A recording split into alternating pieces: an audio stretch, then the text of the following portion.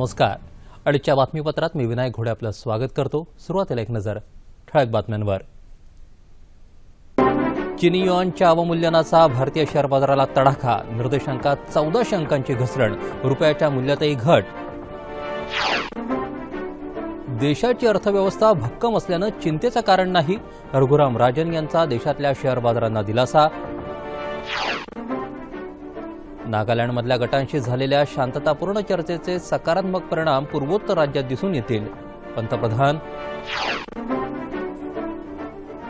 राज्याच्या लोकायुक्तपदी माजी न्यायमूर्ती एम.एल. टाहिलियानी यांचा शपथविधी संपन्न. आणि कोलंबो क्रिकेट कसोटी श्रीलंकेचा 238 धावांनी धुव्वा उडवत भारताची मालिकेत 1-1 अशी बरोबरी. नमस्कार. आता बातम्या विस्तारानं पाहूयात.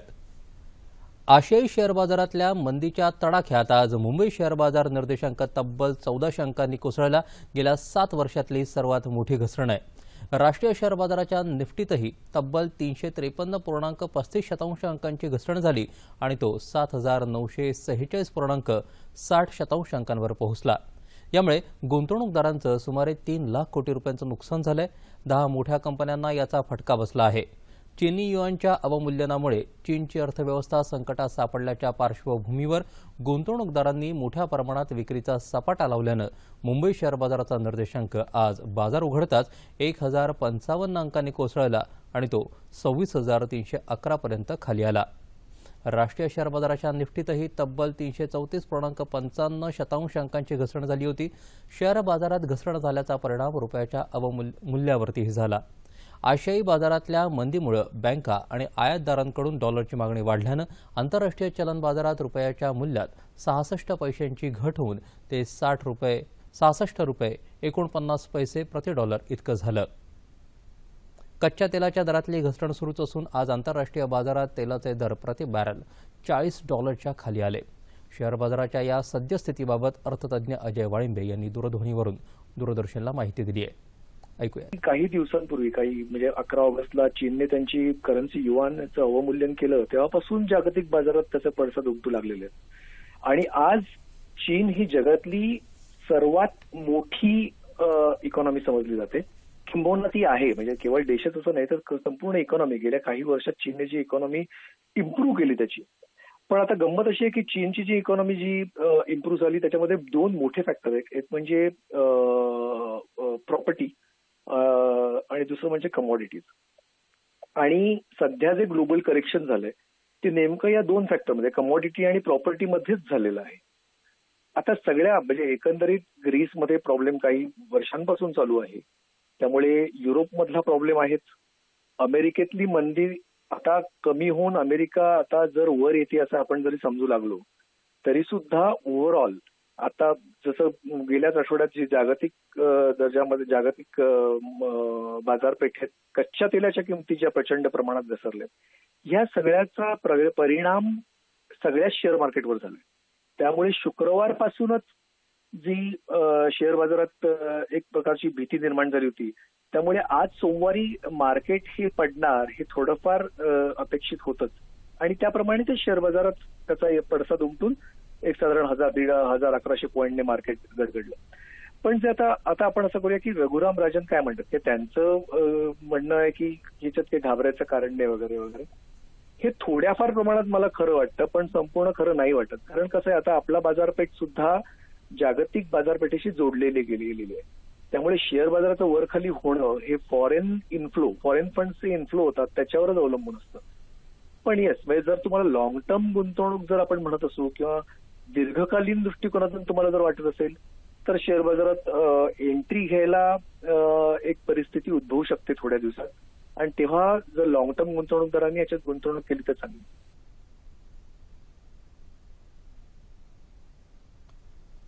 जगातल्या इतर अनेक अर्थव्यवस्थांच्या तुलनेत आपल्या देशाच्या अर्थव्यवस्थेची स्थिती खूपच चांगली असून अर्थव्यवस्थेशी संबंधित बृहत आर्थिक घटक नियंत्रणात असल्याचा दिलासा रिझर्व्ह बँकेचे गव्हर्नर रघुराम राजन यांनी देशातल्या बाजारांना दिला आहे.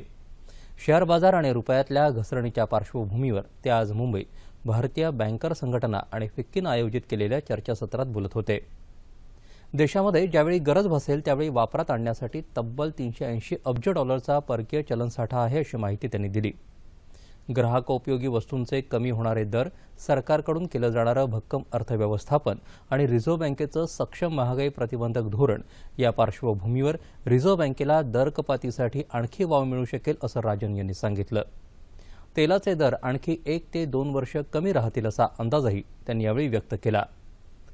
नागालँडमधल्या गटांशी झालेल्या शांततापूर्ण चर्चेचे सकारात्मक परिणाम पूर्वोत्तर राज्यात दिसून येतील, असं प्रतिपादन पंतप्रधान नरेंद्र मोदी यांनी आज नवी दिल्ली इथं केलं.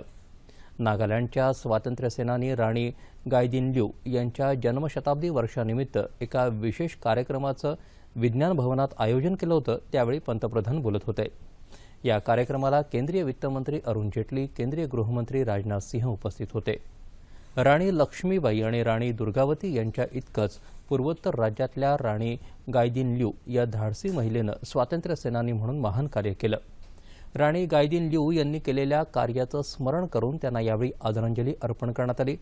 राणी गायदिनल्यू यांनी गुरुशिष्य परंपरेचा आदर केला. त्यांच्यासारख्या महान स्वातंत्र्यसेनानीचं म्हणणं त्याकाळी ऐकलं असतं तर आज फुटीरतावादाची समस्या निर्माण झाली नसती, असंही पंतप्रधान यावेळी म्हणाले.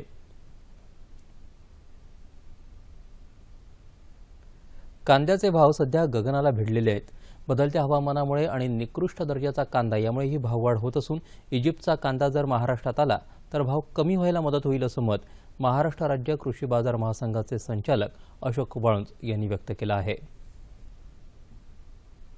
परिस्थिती अशी आहे, महाराष्ट्रामध्ये जे अवकाळी पाऊस जो पडला होता मार्च आणि एप्रिल महिन्यामध्ये, त्या अवकाळी पावसामुळे त्यावेळेला कांद्याचं फार मोठ्या प्रमाणात नुकसान झालं होतं. आणि ऍक्च्युली परिस्थिती अशी असते का जी शासनाने अनुदानित केलेल्या ज्या चाळी आहेत त्या चाळीमध्ये साधारण मार्च एप्रिल मे महिन्यामध्ये शेतकरी तिथे तो कांद्याचा साठा करतं. आणि त्यावेळेला साठा करायचं कारण काय, त्या साठा जे करतं ते अधिकृत चाळी आहेत, ज्याला केंद्र शासनाचं 40% अनुदान असतं. चाळीमध्ये शेतकरी माल साठा करतो. त्या साठा करायचं प्रमुख कारण म्हणजे मार्च एप्रिल मे महिन्यामध्ये कांद्याला भाव नसतात. आणि कांद्याला भाव नसल्यामुळे मग त्यावेळेला ते कांदे स्टोर करून ठेवले जातात. आणि मग ते कांदे मे जून महिन्यानंतर मग जुलै ऑगस्ट महिन्यामध्ये जेव्हा चांगले भाव त्याला मिळतात त्यावेळेला तो शेतकरी तो चाळीतला माल बाजारात नेऊन विकत असतो. परंतु यावेळी प्रमुख कारण असं आहे की त्या चाळीमध्येच माल डॅमेज झाल्यामुळे अवकाळी पावसामुळे आणि या मधल्या काळामध्ये जवळजवळ 1.5 महिना पाऊण 2 महिने झाले आता बिलकुल पाऊस नसल्यामुळे हवामान एकदम ढगाळ आहे. त्या हवामानाचा सुद्धा त्या चाळीतल्या ठेवलेल्या कांद्यावरती परिणाम होतोय. म्हणून जे मार्केटमध्ये जे कांदा येतोय तो कांदा आज जर ऍव्हरेज बघितला तर 90 ते 100 गाडीची आवक मुंबई मार्केट कमिटीमध्ये वाचीला होते. त्याच्यापैकी अर्ध्यापेक्षा जास्त माल सुद्धा हलक्या प्रतीचे माल येतात. म्हणून ही परिस्थिती आता निर्माण झाली आणि 1.5-2 महिने झाले महाराष्ट्रात कुठेही पाऊस नाहीये. त्या कारणामुळे आता जर मार्केटचा जर ऍव्हरेज काढला तर 40 रुपयापासून 1 महिन्यापूर्वी 35-40 रुपये होते, ते आता भाव गगनाला भिडून ते 50 ते 60 रुपयापर्यंत शनिवारी आणि आता आजच्या मार्केटमध्ये परिस्थिती आहे की 60 रुपयापर्यंत चांगल्या प्रतीचे कांदे विकले जातात. परंतु याला दिलासा म्हणून आता साऊथ वरनं सुद्धा आवक चालू झालेली आहे. 3 दिवसापासून 5 ते 6 गाडी साऊथ मधून बेंगलोर वरून कांदे येतात. आणि दुसरी महत्वाची गोष्ट, शासनाने जे एक्सपोर्टर लोकांना जे आवाहन केलं होतं त्या अनुषंगाने महाराष्ट्रामध्ये तुमच्या इजिप्तचा कांदा जो आहे तो इजिप्तचा कांदा महाराष्ट्रामध्ये आता या 3 ते 4 दिवसामध्ये मोठ्या प्रमाणात येण्याची शक्यता आहे. तोच जर इजिप्तचा कांदा जर आता महाराष्ट्रामध्ये आणि प्रमुख म्हणून या मोठ्या शहरामध्ये मुंबई असेल, पुणे असेल, नाशिक असेल या शहरामध्ये जर उतरला तर त्याचे ज्या नवीन कांदा जो इजिप्त आहे त्याचे भाव या कांद्यापेक्षा नक्कीच कमी प्रतीचे असेल, साधारण 40 ते 45 रुपयापर्यंत विकण्याची शक्यता आहे. आणि पुढच्या काळामध्ये जी रेट जे गगनाला भिडले त्या रेटला मोठा दिलासा मिळण्याचं काम या पुढील काळामध्ये होईल अशी शक्यता आहे. भारतामध्ये व्यापार आणि उत्पादन क्षेत्रात अमर्याद संधी उपलब्ध असून भाजपा आघाडीच्या सरकारनं उत्पादकांना भरपूर सवलती दिल्या आहेत. त्यांचा लाभ घेऊन त्यांनी भारतात गुंतवणूक करावी असं आवाहन परराष्ट्र व्यवहार मंत्री सुषमा स्वराज यांनी आज कैरो इथं केलं. स्वराज सध्या इजिप्तच्या दौऱ्यावरती आहेत. दौऱ्याच्या पहिल्या टप्प्यात इजिप्तची राजधानी कैरो इथं त्यांनी आज निवडक भारतीयांशी संवाद साधला. गेल्या 15 महिन्यात भारतीय सरकारनं पर्यावरण संरक्षणाला पूरक ठरतील असे प्रकल्प हाती घेतल्याचं सांगून मेक इन इंडिया अंतर्गत सरकारनं केलेल्या प्रयत्नांची माहिती दिली. इजिप्तच्या तुरुंगातल्या 2 भारतीय कैद्यांचं हस्तांतरण करण्यासाठी इजिप्तनं मान्यता दिल्यामुळे हे कैदी आता लवकरच मायदेशी परतू शकतील, याबद्दल स्वराज यांनी आनंद व्यक्त केला. इजिप्तचा दौरा आटोपून उद्या सुषमा स्वराज जर्मनीला रवाना होणार आहेत. मुंबई उच्च न्यायालयाचे निवृत्त न्यायाधीश न्यायमूर्ती मदनलाल लक्ष्मणदास ताहिलियानी यांनी आज राज्याचे नवे लोकायुक्त म्हणून शपथ घेतली. राजभवन इथं झालेल्या एका कार्यक्रमात राज्यपाल चे विद्यासागर राव यांनी ताहिलियानी यांना पदाची शपथ दिली. यावेळी मुख्यमंत्री देवेंद्र फडणवीस उपस्थित होते.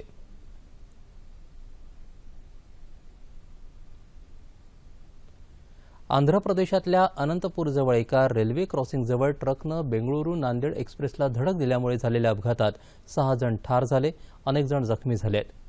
धर्मविरम विभागातल्या रेंगेपल्ली आणि पेणुगुंडा या रेल्वे स्थानकांदरम्यान हा अपघात झाला. ही धडक इतकी जोरदार होती की त्यामुळे रेल्वेचे 5 डबे रुळावरून घसरले. या अपघातात आंध्र प्रदेशातले काँग्रेसचे आमदार व्यंकटेश नायक यांच्यासह 5 जण ठार झाले. रात्री 2:30च्या सुमाराला हा अपघात झाला. या संदर्भात चौकशी करण्याचे निर्देश रेल्वेनं दिले आहेत.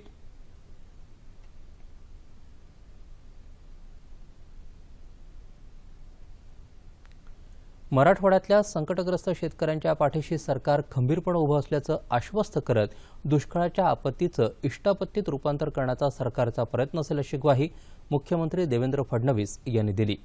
मराठवाड्यातल्या विद्यमान परिस्थितीचा आढावा घेण्यासाठी औरंगाबादमध्ये काल मुख्यमंत्र्यांच्या अध्यक्षतेखाली बैठक झाली. त्यानंतर घेतलेल्या पत्रकार परिषदेत ते बोलत होते. मराठवाड्यात 8 पैकी 4 जिल्ह्यात पूर्णपणे दुष्काळ आहे, तर उर्वरित 4 जिल्ह्यात कमी अधिक प्रमाणात दुष्काळी परिस्थिती आहे. ही स्थिती लक्षात घेऊन या भागात चारा, पाणी आणि रोजगारासाठी निधी कमी पडू दिला जाणार नाही, असं मुख्यमंत्र्यांनी यावेळी सांगितलं.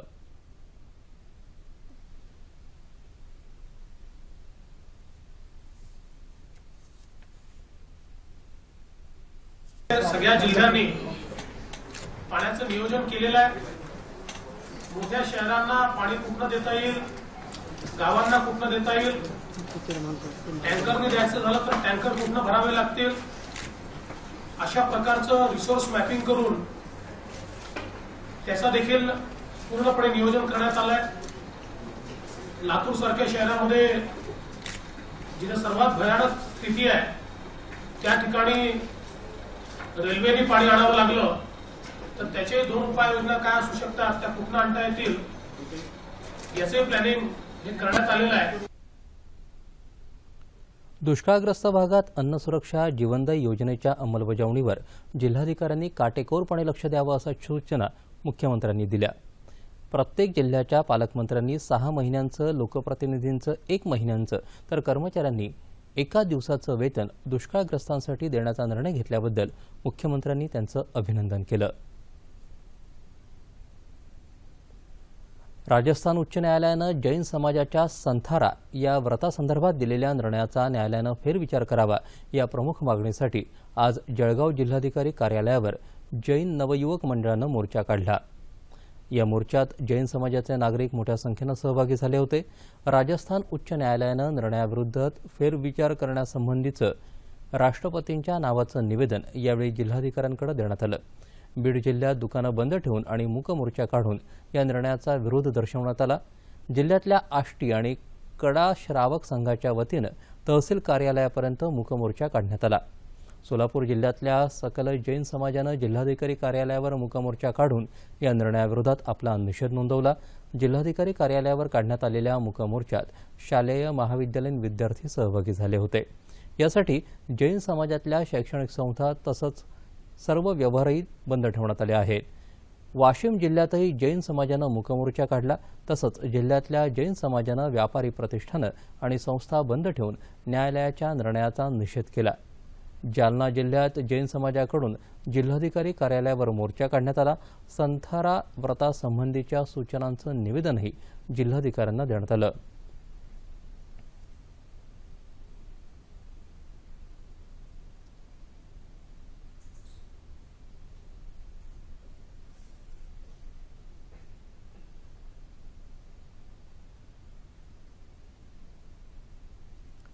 देशाच्या अर्थव्यवस्थेसमोर अनेक आव्हानं असून अर्थव्यवस्थेच्या पुनरुज्जीवनाची प्रक्रिया सुरू असल्याचं केंद्रीय वित्तमंत्री अरुण जेटली यांनी म्हटलं आहे. ते आज नवी दिल्ली इथं एका कार्यक्रमात बोलत होते.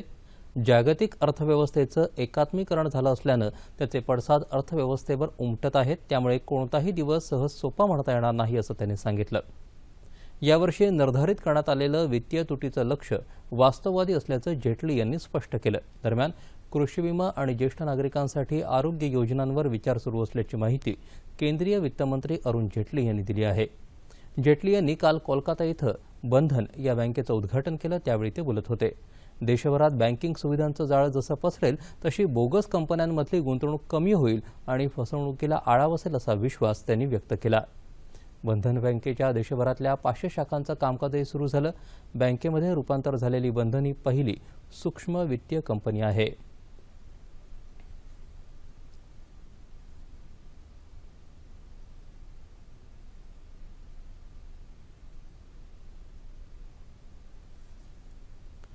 देशातल्या इलेक्ट्रॉनिक क्षेत्रासाठी सरकारकडे गेल्या 2 महिन्यात 90,000 कोटी रुपयांचे गुंतवणुकीचे प्रस्ताव आले आहेत.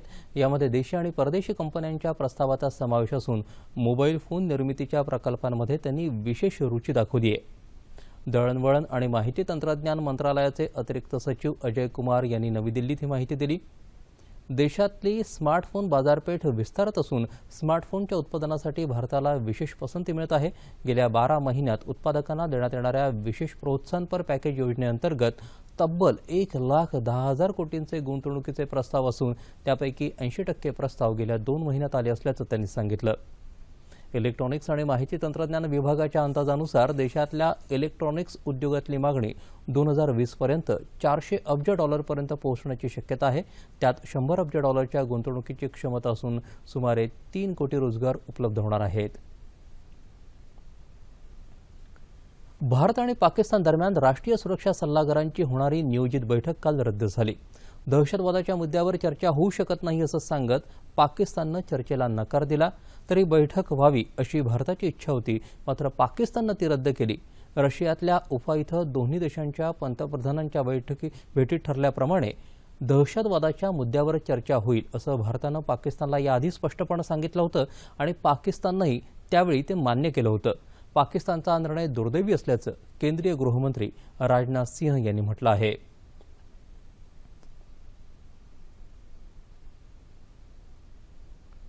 मुंबईतल्या विलेपार्ले इथल्या भाईदास सभागृहात लेखिका डॉक्टर प्रमिला माहुआकर यांच्या अ डे ऑफ डायबिटीज या पुस्तकाचं प्रकाशन राज्यपाल चे विद्यासागर राव यांनी काल केलं. योग साधनेनं मधुमेह आटोक्यात येऊ शकतो असं राज्यपालांनी यावेळी सांगितलं. या कार्यक्रमात मधुमेहासंदर्भात चर्चासत्रही झालं.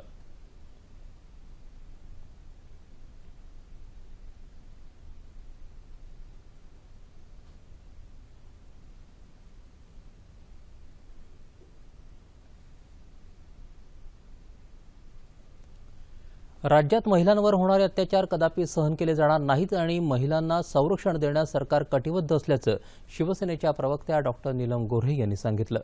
महिलांवर अत्याचार करणाऱ्या आरोपींवर कडक कारवाई केली जाईल असं त्यांनी सांगितलं.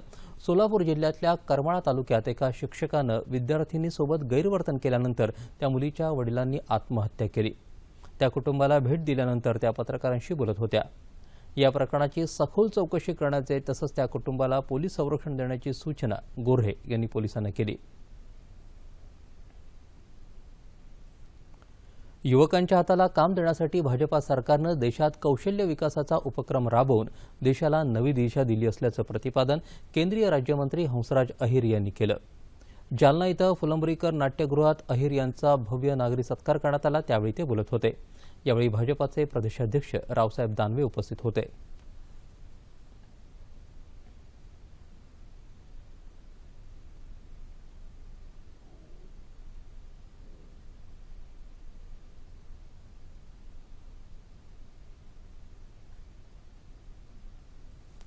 समान पद समान निवृत्तीवेतन अंमलबजावणीसाठी 2 ऑक्टोबरपासून दिल्लीतल्या जंतर मंतर इथं उपोषण सुरू करण्याचा इशारा ज्येष्ठ सामाजिक कार्यकर्ते अण्णा हजारे यांनी दिला आहे.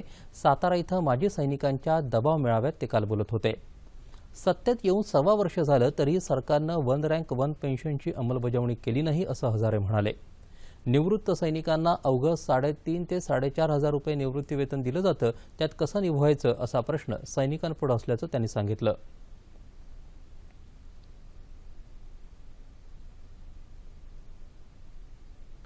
दारूबंदी असलेल्या गडचिरोली जिल्ह्यात छत्तीसगड राज्यातून छुप्या मार्गाने आलेली दारू काल पोलिसांनी जप्त केली. या विदेशी दारूची किंमत सुमारे 4 लाख रुपये आहे.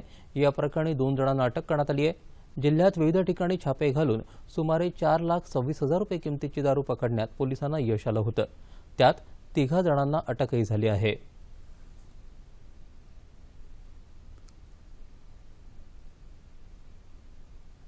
त्याच्यामध्ये 2 आरोपी आहेत, जो मराठवाड म्हणून आणि अर्जुन शील म्हणून, दोन्ही गडचिरोलीचे आहे. सदरचा माल नेहमी हा एकदम छत्तीसगड पाखादूर साईडनं जाराबंडीच्या इकडून तो नेहमी येत असल्याची माहिती मिळाली.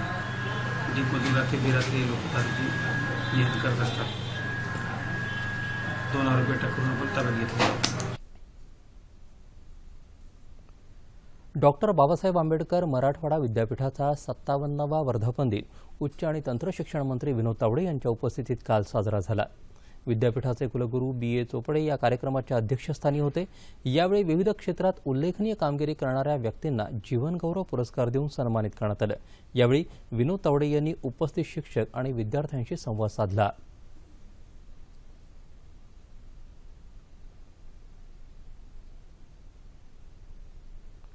महात्मा ज्योतिराव फुले शिक्षक परिषदेनं शिक्षकांच्या कल्याणासह समाजाच्या आणि राष्ट्राच्या हितासाठी कार्य करावं, त्याचबरोबर राज्यघटनेचं महत्त्व आणि त्यातल्या तरतुदींविषयी विद्यार्थ्यांना माहिती करून द्यावी असं आवाहन माजी खासदार कर्नल सुधीर सावंत यांनी केलं. हिंगोली इथल्या महात्मा ज्योतिराव फुले शिक्षक परिषदेच्या अध्यक्षीय भाषणात ते काल बोलत होते. आमदार डॉक्टर जयप्रकाश मुंदडा यांनी परिषदेचं उद्घाटन केलं. ही परिषद विद्यार्थी आणि राष्ट्र बळकटीसाठी उपयोगी ठरावी अशी अपेक्षा मुंदडा यांनी व्यक्त केली. विविध क्षेत्रातल्या मान्यवरांना यावेळी राज्यस्तरीय तसंच नागरी रत्न पुरस्कारानं गौरवण्यात आलं. विश्वातले युगपुरुष म्हणून ओळखले जाणारे आणि अखिल भारतीय गांधर्व महाविद्यालय मंडळाचे संस्थापक गायनाचार्य पंडित विष्णू दिगंबर पलुसकर यांच्या स्मृतिदिनानिमित्त काल कोल्हापुरात विविध कार्यक्रम आयोजित केले होते. गायन समाज देवल क्लबनं मध्यमरंग 2 मध्यमांची मोहिनी या संगीत मैफिलीचं आयोजन केलं होतं.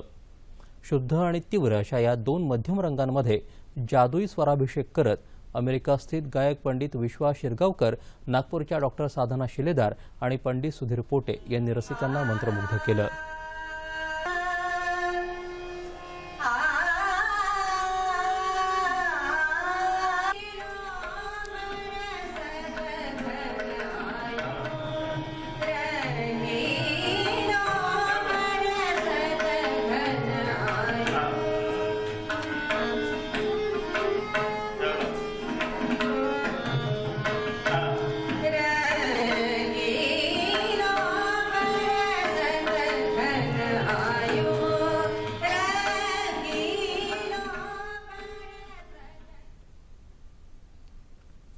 जगातला सर्वाधिक वेगवान धावपटू उसेन बोल्टनं जागतिक अॅथलेटिक्स अजिंक्यपद स्पर्धेत आपला दबदबा कायम ठेवलाय. जमैकाच्या या धावपटूनं काल चीनमध्ये बीजिंग इथं झालेल्या 100 मीटर धावण्याच्या स्पर्धेत त्याचा कट्टर प्रतिस्पर्धी अमेरिकेच्या जस्टिन गॅटलिनला मागे टाकत 9.79 सेकंदांची नोंद केली आणि विजेतेपद पटकावलं. केवळ 1 सेकंदानं गॅटलिन पराभूत झाला. तंदुरुस्तीच्या समस्येमुळे बोल्टला त्याच्या प्रतिस्पर्ध्याकडून कडवं आव्हान होतं. मात्र बोल्टनं काल त्याच्या लौकिकाला साजेशी कामगिरी करत आपणच जगातला वेगवान धावपटू असल्याचं पुन्हा एकदा सिद्ध केलंय. जोपर्यंत कुख्यात गुंड दाऊद इब्राहिमला आश्रय देणं पाकिस्तान बंद करणार नाही, तोपर्यंत भारत पाकिस्तानसोबत कोणताही क्रिकेट सामना खेळणार नाही असं BCCI अर्थात भारतीय क्रिकेट नियामक मंडळाचे सचिव अनुराग ठाकूर यांनी स्पष्ट केलंय. ठाकूर यांनी आज ट्विटरवरून प्रतिक्रिया देत पाकिस्तान संदर्भात अनेक प्रश्न उपस्थित केलेत. पाकिस्तान एकीकडे शांतता हवी असल्याचा गवगवा करते, मात्र दुसरीकडे भारतातल्या फुटीरतावाद्यांशी चर्चा करण्याचा का प्रयत्न करते असा प्रश्न त्यांनी उपस्थित केला. सीमेपलीकडून होणारा दहशतवाद थांबत नाही तोपर्यंत पाकिस्तानबरोबर क्रिकेट संबंध ठेवले जाणार नाहीत असं त्यांनी म्हटलं आहे. भारत आणि श्रीलंका यांच्यात आज कोलंबो इथं झालेल्या दुसऱ्या क्योटो क्रिकेट कसोटी सामन्यामध्ये श्रीलंकेचा 278 धावांनी धुव्वा उडवत भारतानं मालिकेत 1-1 अशी बरोबरी साधली. आज सामन्याच्या शेवटच्या दिवशी 2 बाद 72 धावांवरून डाव सुरू करणाऱ्या श्रीलंकेला भारताच्या फिरकी गोलंदाजांनी बचावाची कुठली संधी दिली नाही. 413 धावांच्या लक्ष्याच्या ओझ्यासमोर श्रीलंकेचा डाव 134 धावात गडगडला. भारताला विजयासाठी 1 गडी बाद करण्याची आवश्यकता असताना सामन्यात पावसाचा व्यत्यय आला. मात्र थोड्याच वेळात खेळ पुन्हा सुरू झाल्यावर भारतानं विजयाची संधी दवडली नाही. रविचंद्रन अश्विननं 42 धावा श्रीलंकेचे 5 गडी बाद केले. अमित मिश्रानं 29 धावात 3 गडी बाद करून त्याला चांगली साथ दिली. पहिल्या डावात शतक झळकावणाऱ्या लोकेश राहुलला सामनावीराचा किताब मिळाला. विराट कोहलीनं कसोटी क्रिकेटमध्ये कर्णधार म्हणून मिळवलेला हा पहिला विजय आहे. हवामान. येत्या 24 तासात कोकणात बऱ्याच ठिकाणी तर मध्य महाराष्ट्र, मराठवाडा आणि विदर्भात तुरळक ठिकाणी पाऊस पडण्याची शक्यता हवामान विभागानं वर्तवली आहे. आता पाहूया ठळक बातम्या पुन्हा एकदा. चीनी युआनच्या अवमूल्यनाचा भारतीय शेअर बाजाराला तडाखा. निर्देशांकात 1400 अंकांची घसरण. रुपयाच्या मूल्यातही घट. देशाची अर्थव्यवस्था भक्कम असल्यानं चिंतेचं कारण नाही. रघुराम राजन यांचा देशातल्या शेअर बाजारांना दिलासा. नागालँडमधल्या गटांशी झालेल्या शांततापूर्ण चर्चेचे सकारात्मक परिणाम पूर्वोत्तर राज्यात दिसून येतील. पंतप्रधान. राज्याच्या लोकायुक्तपदी माजी न्यायमूर्ती ML ताहलियानी यांचा शपथविधी संपन्न. आणि कोलंबो क्रिकेट कसोटीत श्रीलंकेचा 238 धावांनी धुव्वा उडवत भारताची मालिकेत 1-1 अशी बरोबरी. याबरोबरच हे बातमीपत्र संपलं. पुन्हा भेटूया संध्याकाळी 5 वाजता आपल्या सह्याद्री वाहिनीवर. नमस्कार.